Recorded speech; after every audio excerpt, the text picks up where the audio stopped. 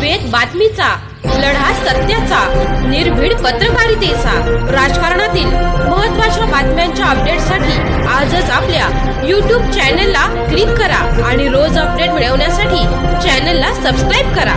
नमस्कार, आपण पाहत आहात वेद बातमीचा.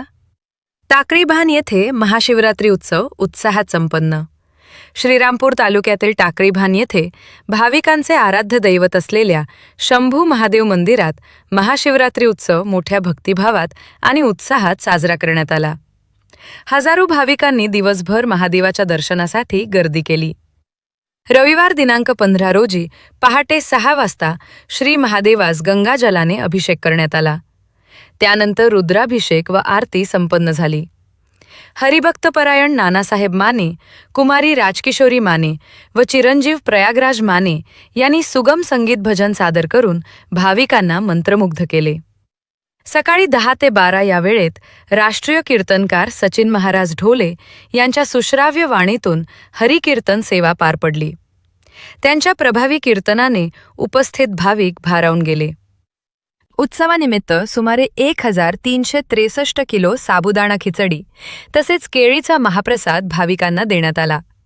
दिलीप लोखंडे यांच्या वतीनं राजगिऱ्याचे लाडू वाटप करण्यात आले, तर शेतकरी अखिल भारतीय गोपाळ संघटनेच्या वतीनं 100 किलो साबुदाणा खिचडीचे वितरण करण्यात आले. उत्सव यशस्वी पार पाडण्यासाठी ताई प्रतिष्ठान, उपसरपंच कान्हा खंडागळे मित्रमंडळ, महादेव यात्रा कमिटी, पत्रकार सेवा संस्था, शंभू महादेव भक्त मंडळ तसेच ग्रामस्थांनी विशेष परिश्रम घेतले. झाडे लावा झारे जगवाचा संदेश महाशिवरात्रीच्या निमित्तानं मंदिर परिसरात दिलीप लोखंडे मित्रमंडळाच्या वतीनं बेलाचे रोपटे लावून वृक्षारोपण करण्यात आले. या उपक्रमातून झाडे लावा झाडे जगवा हा संदेश देण्यात आला.